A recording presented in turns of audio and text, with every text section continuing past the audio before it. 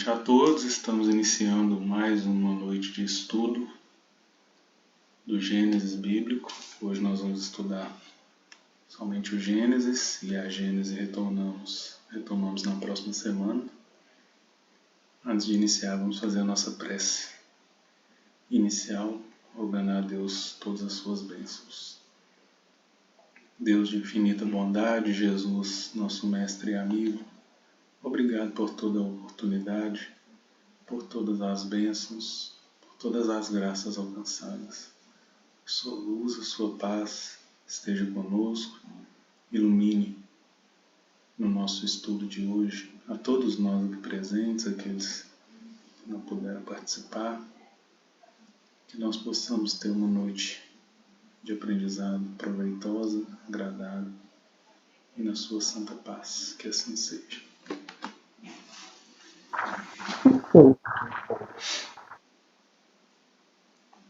Gente, no último estudo eu pedi que nós fizéssemos um preparo, né, lendo o Evangelho de Lucas 1, de 26 a 38.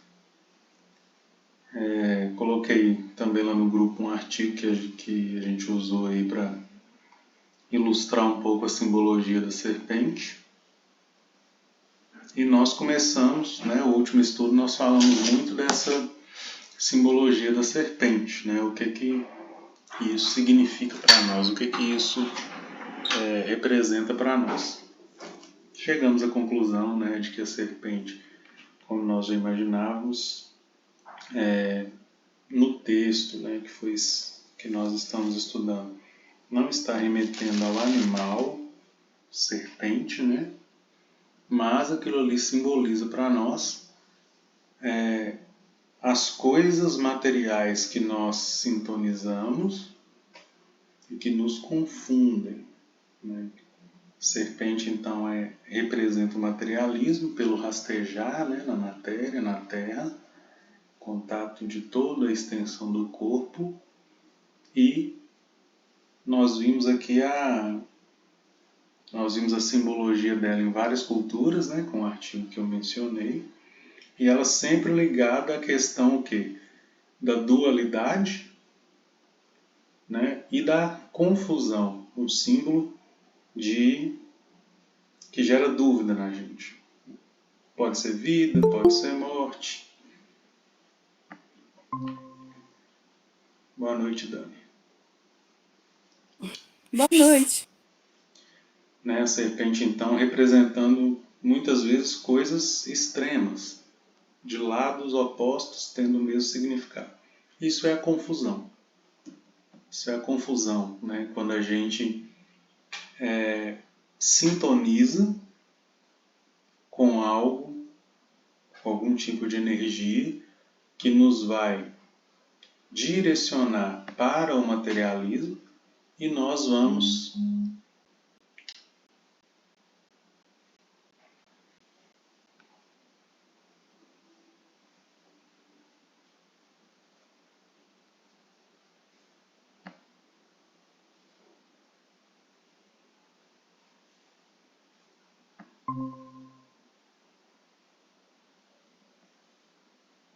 fui fechar a guia aqui e acabei fechando do estudo, gente. Desculpa. Achei que vocês tinham abandonado, não? Ai. Demora para chegar e ainda sai antes, né? Serpente, então, nós vimos a simbologia dela. Hoje, nosso objetivo é por que, então, dessa sintonia, desse contato ser com a Eva. Né? Por que a serpente aproxima de Eva? Tinha duas possibilidades no paraíso. Adão e Eva, né? Que são figuras também. Por que ela aproxima de Eva? Primeiro, né? Então, por quê? Houve uma sintonia entre ela e a Eva. Lembrando aqui que a Eva não é, da mesma forma que a serpente não representa um animal, não simboliza um animal, a Eva não simboliza uma mulher.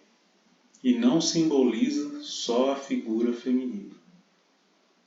Nós já discutimos aí de outros estudos que a mulher representa, figura feminina representa sentimento, tá?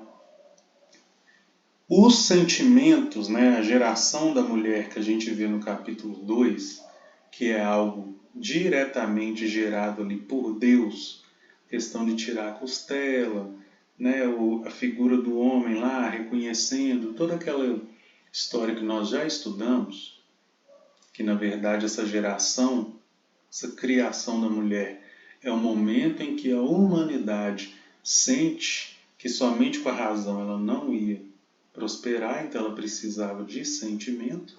Essas duas coisas então passam a caminhar juntas. O homem, né, simboliza lá, simbologia fala assim, agora sim, essa é ossos dos meus ossos, né, carne da minha carne, porque veio de dentro de mim.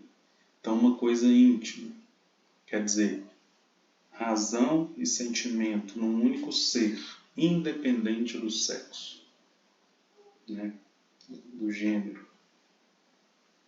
E no fim, no versículo 24 do capítulo 2, homem e mulher sendo um só.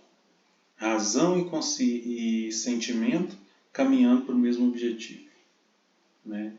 É o que simboliza isso. E no versículo 25, que é o último do capítulo 2, uma frase que parece um pouco distorcida, fora de contexto.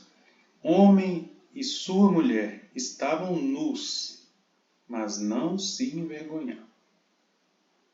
Então, mostrando para nós o quê? Que até este momento aqui havia uma pureza. Nós já discutimos isso, né? Havia uma pureza, uma inocência, uma naturalidade. Não tinha maldade, né? Eles não se envergonhavam, não tinham as segundas intenções, não tinha o materialismo que se colocou nas questões sexuais, por exemplo. Tá? Ou seja, esse capítulo 2, que antecede o que nós estamos estudando agora, ele termina trazendo a ideia de que o sentimento, naquele momento, era um sentimento puro.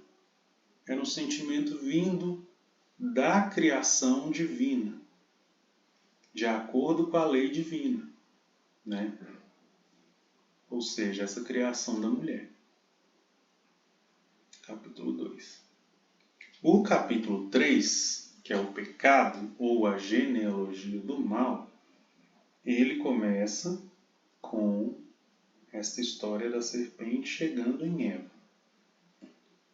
Raciocinemos então. Nós saímos do capítulo 2.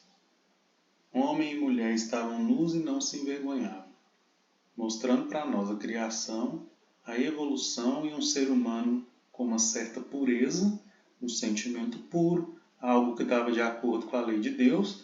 E o início do capítulo 3, a serpente aproximando só de um lado, né, que é a mulher, o sentimento, e plantando ali informações relacionadas com o materialismo. Forma-se o que então? Uma confusão. Confusão.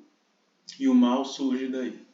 Quando nós começamos a ter dúvidas sobre a lei de Deus, quando nós somos confundidos por sintonias que nós mesmos atraímos, e quando, né, e o mal, o fim dele, ele culmina, ele termina com a execução daquilo que foi planejado. Então começa no pensamento e termina com a ação. Tá? Serpente, então, essa aproximação entre serpente, que é o materialismo que confunde, e a Eva, que representa aqui a mulher, que está representando o sentimento, É o sentimento, então, do ser humano ligando-se, atraindo-se um ao outro, né? Aqui começa a questão do livre-arbítrio, das decisões, né? O homem já tinha, no capítulo 2, a razão, um certo livre-arbítrio, né? Porque ele, não um livre-arbítrio, mas uma certa interpretação, assim, de não, esse animal aqui não, esse aqui não, chega a mulher, agora sim, dava nome, né? Para dar nome tem que ser o homem que sabe, que conhece, que pensa. No capítulo 3 vai ficar clara a questão do livre-arbítrio. Quando nós somos confrontados, quando nós atraímos esse tipo de sintonia e interagimos com esse tipo de sintonia que nos confunde, temos que tomar uma decisão. Então é a dualidade, né? Quando eu preciso escolher, é porque, parece óbvio, né? Mas tem mais de uma opção. E se fosse só a lei de Deus, a opção seria única, seria natural. Por que eu estou falando disso tudo? Porque eu quero dizer que este capítulo 3 está representando para nós o momento em que o sentimento do ser humano começa a perder a pureza inicial. E como que ele perde essa pureza inicial? Quando ele passa a atrair coisas, energias, espíritos, como estas simbolizadas aí pela serpente. Até aqui tudo bem, gente? Pode. Dani, quer falar? Então, uma pessoa, um espírito que utiliza mais o sentimento, ele é mais frágil? Ah, que ótima pergunta. A Débora queria falar alguma coisa? Sim, é porque eu lembrei que uma amiga minha sempre fala isso, que tudo que vem de Deus traz paz e não traz confusão. Então, sempre que a gente for tomar uma decisão, você pensar isso, se está te trazendo insegurança, aflição, quer dizer que você ainda precisa pensar melhor. Que não é algo assim tranquilo de se decidir, sabe? É sempre fala isso. O que vem de Deus traz paz. Se não está trazendo é porque ainda tem alguma coisa errada. E é isso mesmo, né? Trazendo para. Nós vamos voltar no seu questionamento, tá, Dani? Porque tem a ver com. Seu questionamento tem a ver basicamente com o estudo de hoje. Nós vamos voltar nele. Só o que a Débora comentou aí faz muito sentido, né? E é interessante que é meio que uma. É algo que está enraizado em nós, né? Como se fosse um instinto, né? É isso que a sua amiga está falando. Quando ela fala, né, que o que vem de Deus traz paz. E traz por quê? A lei de Deus, né, quando nós falamos de algo certo ou errado, nós não estamos falando de fazer uma vontade de Deus, porque Deus não impõe, Deus não julga. Ele é Pai. Mas ele é justo e misericordioso e bom. E como que ele consegue ser isso tudo ao mesmo tempo?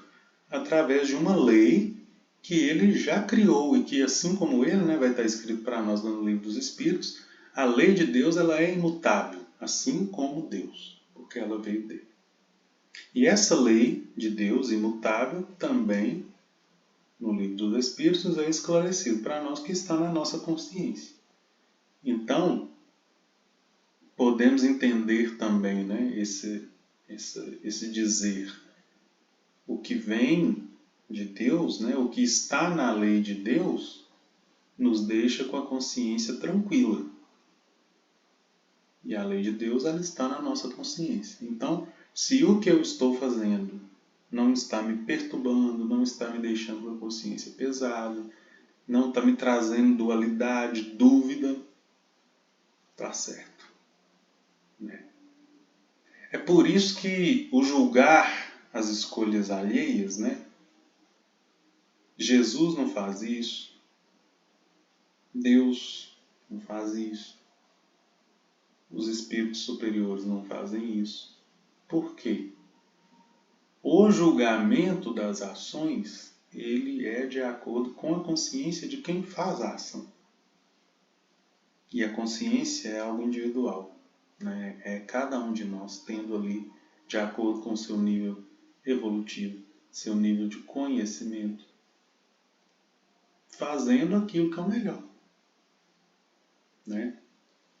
É por isso que o verdadeiro espírita é aquele que busca melhorar pouco a pouco. À medida que vai tomando conhecimento, à medida que vai enxergando melhor as coisas, isso pode, isso eu devo, isso não devo, isso me deixa bem, isso não.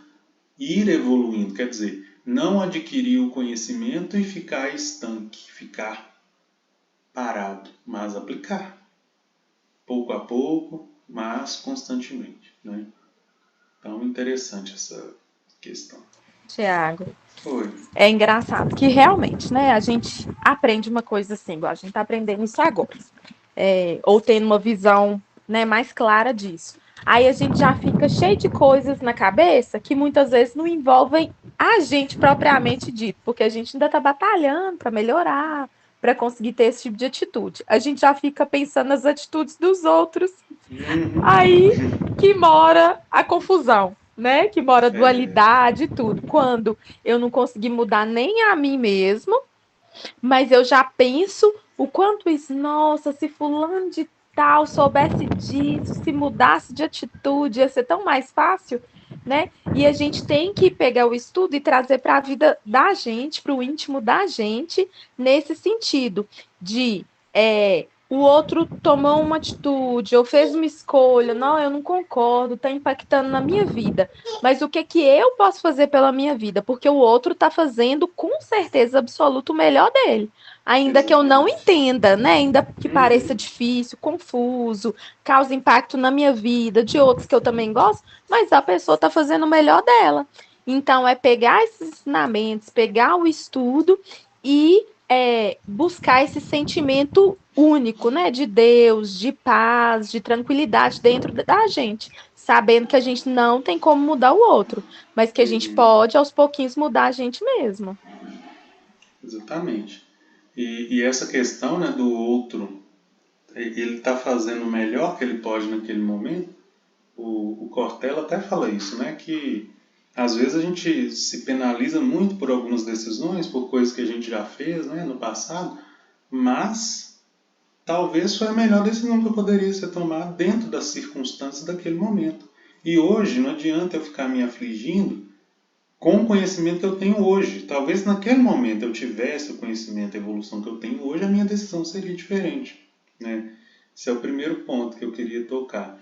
E o segundo você comentou, né, das atitudes do outro, que às vezes prejudica a gente, que ele também está fazendo o seu melhor. E tem o caso também de o outro fazer para realmente prejudicar, ou fazer porque quer magoar, quer fazer o mal mesmo.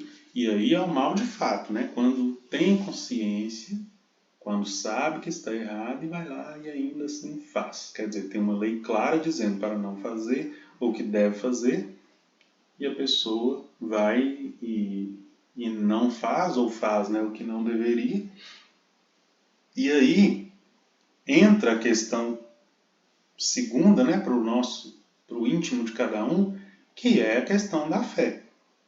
Mesmo que o outro esteja fazendo o errado, nós, com a consciência, né, que a gente vai adquirindo e que o estudo vem mostrando para nós, é de um Deus supremo, é de uma lei de Deus imutável. Então, a gente tem que acalmar o coração também no sentido de que aquilo que o outro está plantando, é ele que vai colher. Mesmo que esteja fazendo mal, lógico, né, temos defender, temos que nos preservar também, evitar, né, quando necessário. Mas muitas vezes a gente tem essa ideia de querer que o castigo venha para o outro, né, imediatamente. E isso não vai acontecer, né, do nosso jeito. Isso vai acontecer naturalmente, através da lei que essa pessoa, esse alguém, está desviando. E aí a gente acalmar o coração para essas coisas também, porque às vezes perturba muito a gente achar que está impune, que está à deriva, né? Que as coisas não estão funcionando, mas elas estão, né? O que nós vimos até hoje nesse estudo é um Deus perfeito, maravilhoso, que faz tudo certo. E agora nós estamos abrangindo um pouco, aumentando, né, o conhecimento com essa explicação de onde, por quê, né, que o mal, de onde o mal veio e por quê que ele ainda perdura. Mas trazendo o questionamento da Dani, as pessoas então sentimentais, elas são mais frágeis ou mais fracas por se deixar levar? Nós vamos ver que não é isso, né? Não é o fato de ser mais sentimental ou ser mais racional. Quando nós pegamos o capítulo anterior, versículo 24, o homem deixar pai e mãe e unir a sua mulher, quer dizer, pai e mãe são as nossas origens, é o nosso passado, é aquilo que nos formou, né, e aqui simbolizando, talvez a gente venha sendo formado de algo que até certo ponto nos sustentou, né? Trazendo a figura paterna e materna. Até um certo ponto sustenta, mas depois é a gente. Até um certo ponto decide por nós, mas depois é a gente, né? Cada espírito tem que assumir sua responsabilidade. Deixar pai e mãe, quer dizer, essa razão, deixar a sua origem inicial, e agora ela precisa caminhar junto com o sentimento, como se fosse um só. Então não é o fato das pessoas mais sentimentais serem mais frágeis e estarem mais suscetíveis, vão errar mais, não. É porque o sentimento, e aí nós estamos falando de um sentimento que precisa ainda evoluir, até tornar-se um sentimento puro, que é o amor. Né? Quando o nosso sentimento ainda é frágil, e na atualidade ele ainda é, né? O sentimento fácil de ser perturbado, de ser confundido, né? Principalmente quando a gente traz para as questões de relacionamento, as questões de relações interpessoais. Nosso sentimento ainda é muito frágil, a gente precisa evoluir, a gente tem dificuldade de perdoar, ainda se normaliza muito a cultura da infidelidade, né? A carne é fraca, não sei o que e tal, tem muito disso. O que é preciso neste momento? E o que faltou aqui, no caso, né, para Eva? Ela estava sozinha. Era o sentimento sem a razão acompanhando. Então, o sentimento sem o raciocínio dos porquês e das consequências é muito fácil de ser iludido pelo mal. É muito fácil de cair nas tentações. E isso a gente vê assim, gente. Todo dia praticamente tem exemplo. Estava vendo no jornal um fotógrafo que foi preso, acusado de abuso de uma jovem aí de 15 anos, que ele foi fazer as fotos dela, aí cometeu um crime lá de importunação, abuso, né, sexual, e foi preso.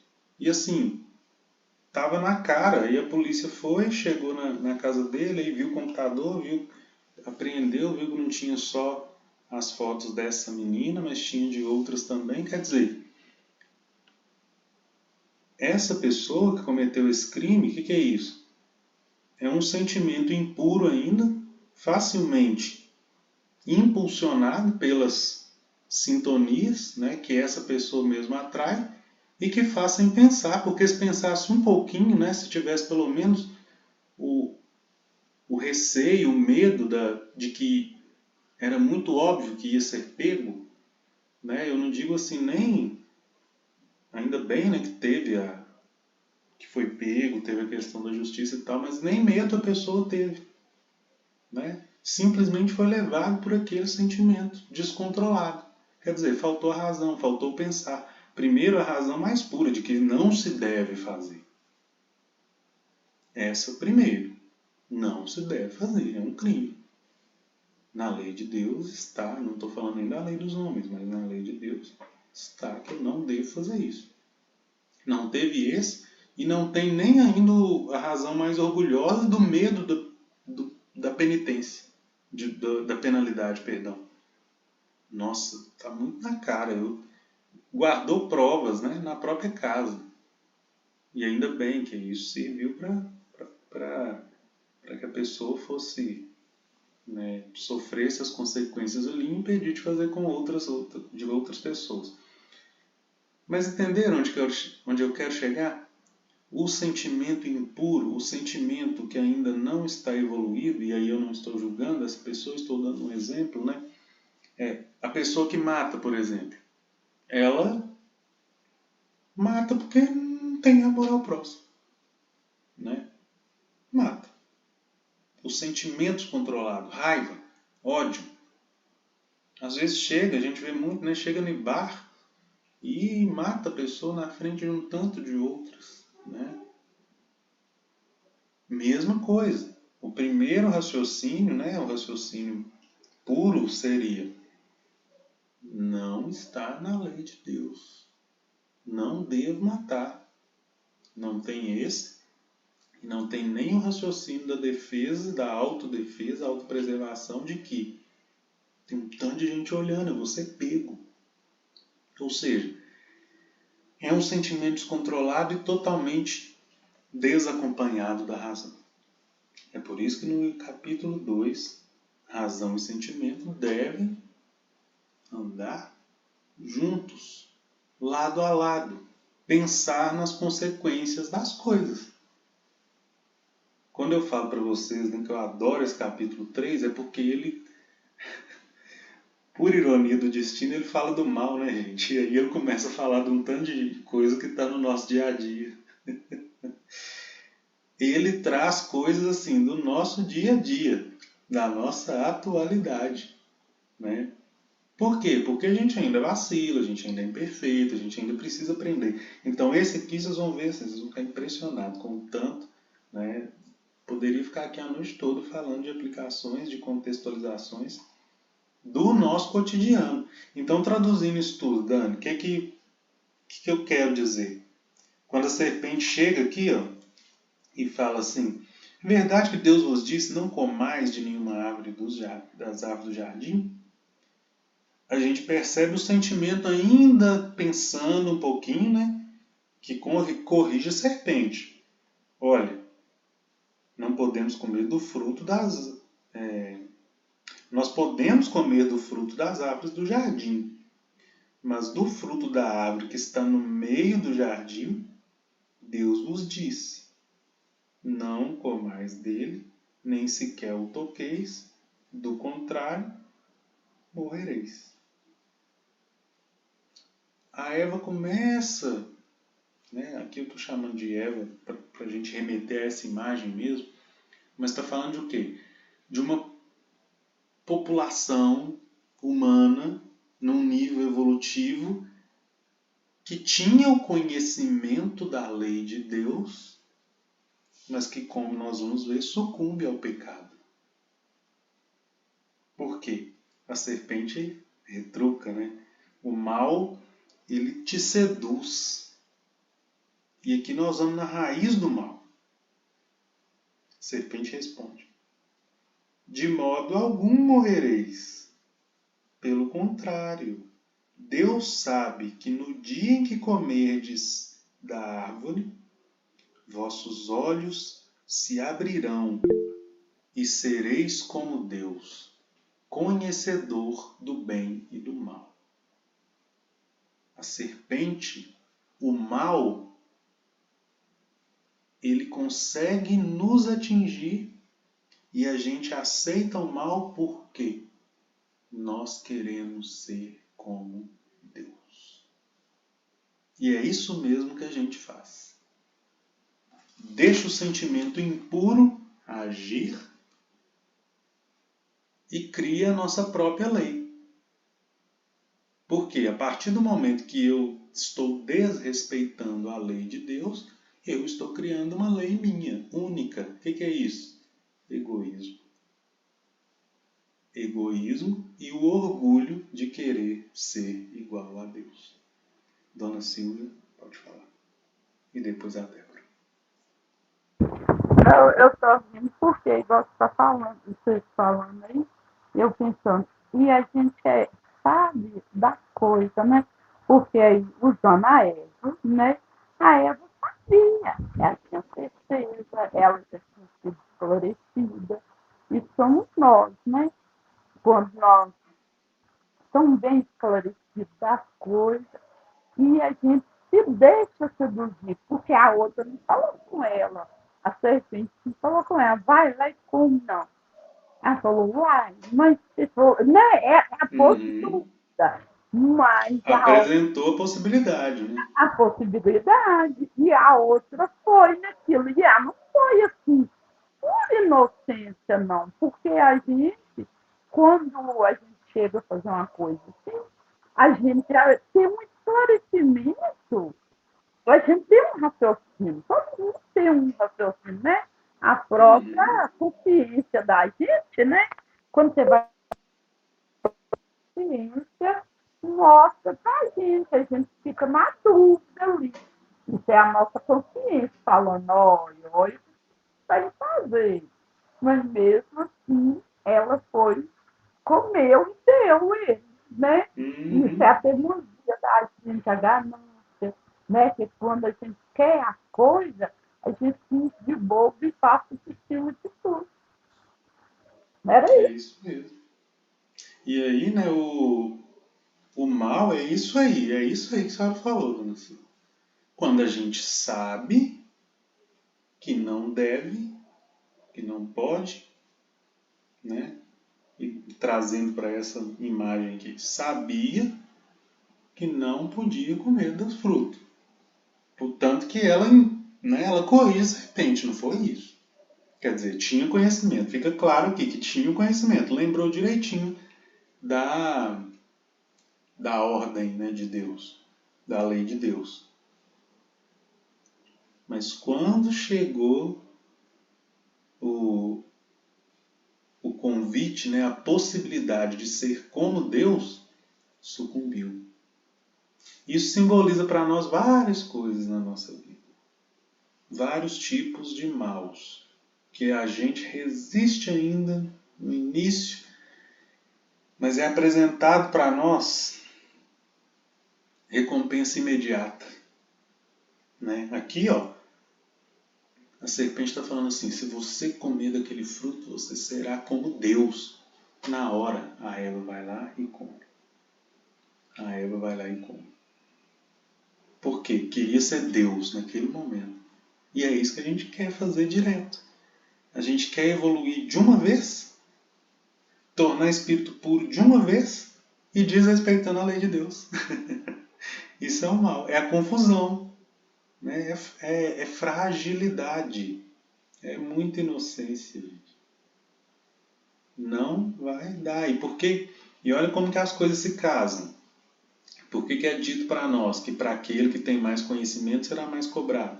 Porque ele já tem uma consciência mais ampla da lei de Deus. Então ele tem mais conhecimento das consequências dos seus atos. E tendo mais conhecimento, ele tem também uma amplitude maior daquilo que deve ser feito e do que não deve ser feito. Aumenta a responsabilidade. Débora? E que bom, né, que a lei de Deus, ao contrário das que a gente fica tentando criar, a dele é imutável. Porque através disso, mesmo a gente com a nossa ignorância, arrogância e egoísmo, a gente vai sendo barrado, né? As situações vão acontecendo para, mesmo com o nosso livre-arbítrio, que a gente possa, assim, ter um limite de bobagem que vai fazendo. É como se fosse essa limitação mesmo, né? Através das coisas que vão acontecendo.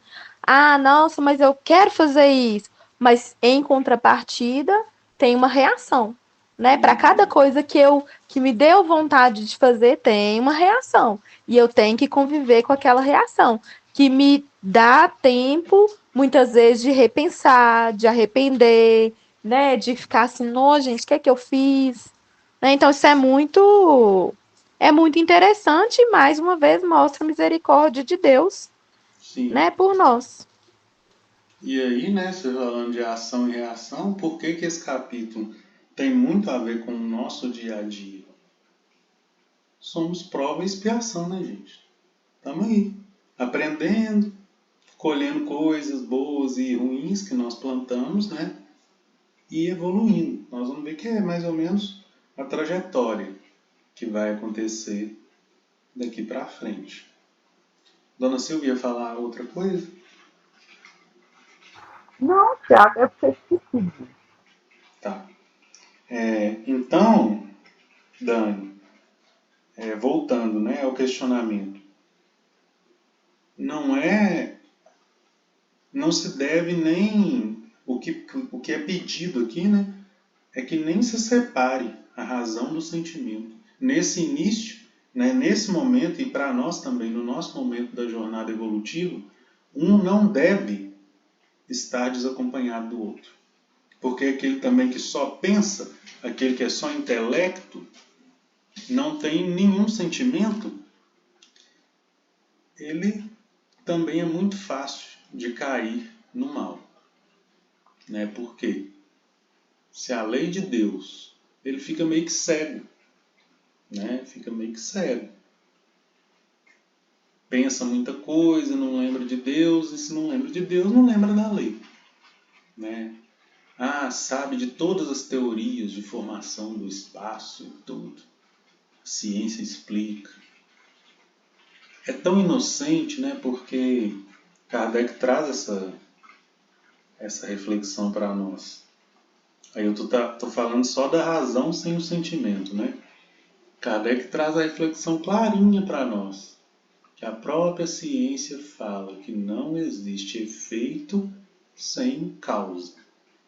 E as pessoas que acreditam, né, que defendem, muitas vezes se perde no meio de tanta racionalidade, ela defende algo que a própria ciência contradiz, né? Quando ela fala assim, não existe Deus, não tem nada disso não, é tudo explicável, a gente consegue explicar tudo.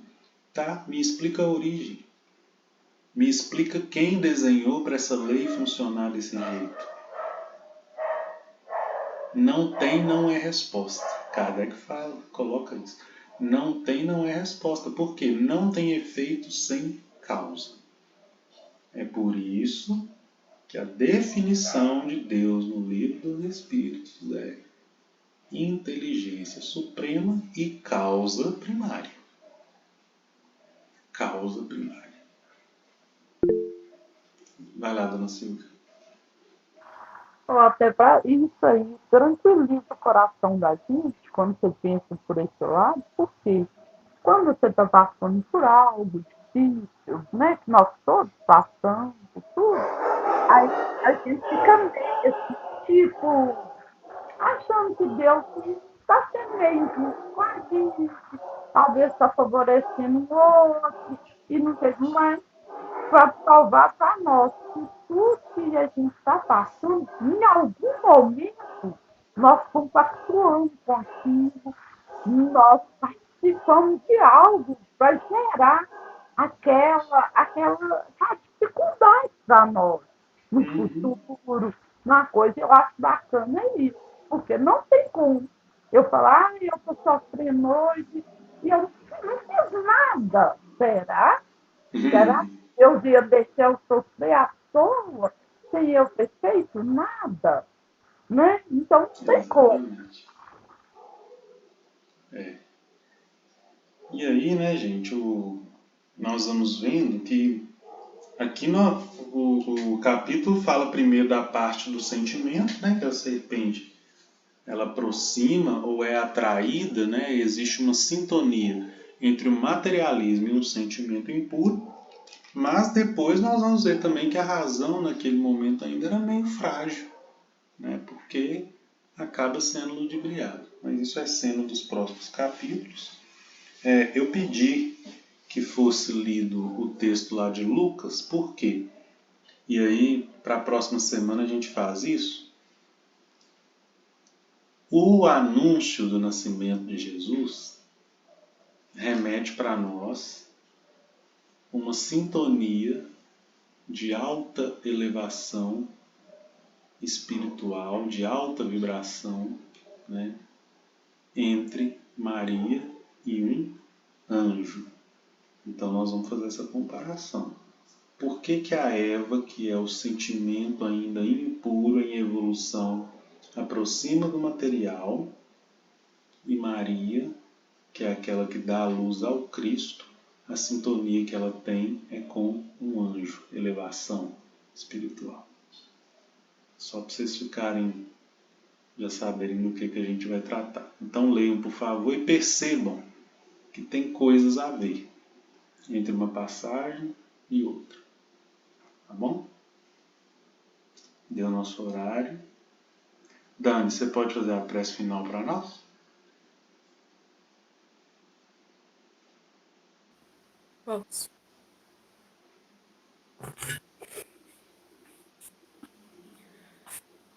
Então vamos agradecer a Deus, nosso Pai, Criador, Jesus, nosso Mestre, e a toda a espiritualidade amiga que vive a nos orientar, a nos intuir, a torcer por nós, para que nossas escolhas sejam as melhores possíveis. Que possamos ouvir, acreditar, confiar nas boas intuições que estão sempre chegando até nós para que possamos melhorar, evoluir e que tenhamos, Senhor, força, coragem, serenidade para agir com o máximo de sabedoria possível. Nos envolva hoje e sempre, que assim seja. Assim seja. Assim seja. Boa noite a todos. Boa noite a todos. Boa Até semana noite. que vem. Boa noite.